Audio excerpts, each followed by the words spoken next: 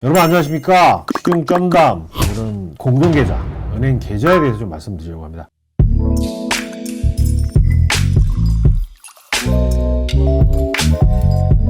유쾌하고 솔직한 돈 이야기.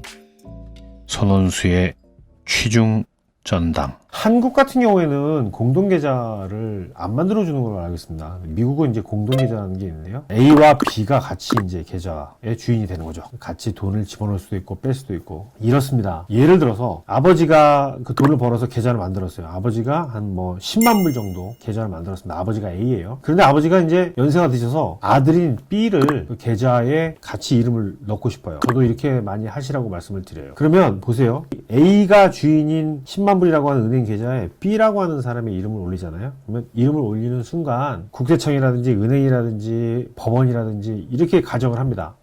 이름을 올리는 순간 5만 불, 그 은행 계좌에 있는 반이 B한테 증여가 이루어졌구나, 이렇게 생각을 합니다. 그리고 나서 만약에 A가 돌아가시잖아요. 그러면 나머지 5만 불, 그때까지 잔고가 그대로 남아있다면 나머지 5만 불에 대한 상속이 이루어졌구나, 이렇게 본다는 거죠. 그래서 10만 불에 대해서 살아있을 때 공동계좌로 이름을 올리는 순간 그 반이 증여가 이루어진 거고, 그 다음에 계좌의 주인이 돌아가시면 나머지 반에 대한 상속이 이루어진다, 이렇게 생각하시면 되겠습니다. 제가 실제로 일어났던 어떤 사건을 가지고 여러분들께 말씀을 좀 드릴게요. 어떤 분이 계셨어요.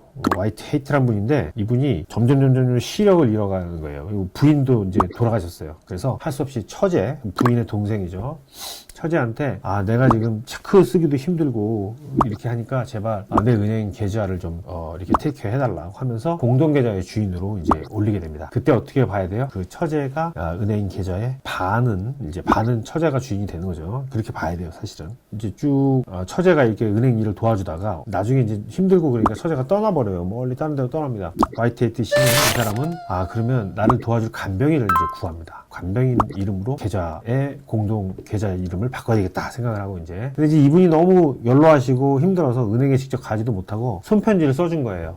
내가 은행에 가지는 못하지만 이 여인, 이제 P라고 하는 이 여인을 대신 은행에 보내니까 내 계좌에 그 처제 이름을 빼고 이 P라고 하는 내 간병인을 내 계좌에 공동 계좌 주로 좀 해주십시오. 그래서 이 P라고 하는 여인이 이제 은행에 가서 은행 직원한테 그 얘기를 했더니 은행 직원이 이거 가지고는 안 된다. 계좌 넘버도 없고 구체적인 내용이 있어야 된다, 이렇게 얘기를 했어요. 그래서 알았다, 다시 가져오겠다. 그 P라고 여인이 이제 가서 YTAT 씨한테 이제 그 내용을 전달했어요.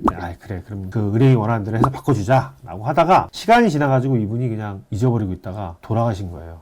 이거 어떻게 해요? 그랬더니 은행은 아직까지 이제 변경이 안 됐으니까 멀리 떠나버린 처제한테 이분의 계좌에 있는 돈을, 잔금을 지급해버린 거예요. 그랬더니 이 여자분은 화가 났을 거 아니에요. 이 P라고 하는 여인은 화가 날 거 아니에요. 자기가 이분 돌아가실 때까지 지켰고 이분은 다 공동계좌 주인으로 해주고 나중에 돌아가시면 나머지를 다 물려준다고 얘기를 해서 자기가 그렇게 열심히 간병을 했는데, 그래서 고소를 하게 됩니다. 은행과 이 처제를 고소를 하게 돼요. 이런 경우에는 어떻게 되느냐? 법원에서 이렇게 판결을 합니다. 이런 경우에 원칙적으로는 현재 공동계좌의 주인이 이름을 올렸을 때 반, 그 다음에 둘 중에 한 분이 돌아가셨을 때 나머지 반, 이렇게 이제 증여 상속이 이루어지는 걸로 봐야 되는데, 실제 주인인 이 YTAT 씨가 손편지를 썼잖아요. 그리고 이분이 원래 보통 대부분 증여나 상속 같은 경우에는 주려고 하는 사람의 뜻을 법원이 존중합니다. 그래서 이 편지를 보면 이 사람은 분명히 이거를 간병인인 P 씨에게 주려고 하는 의사가 있었다 라고 하는 걸 존중을 해서 아주 명백한 증거로 받아들여서 그 처제에게서 그 P라고 하는 간병인에게 돈을 지급하라라고 이렇게 명령을 내립니다. 여러분, 그러기 전에 잘 준비를 하셔야 돼요.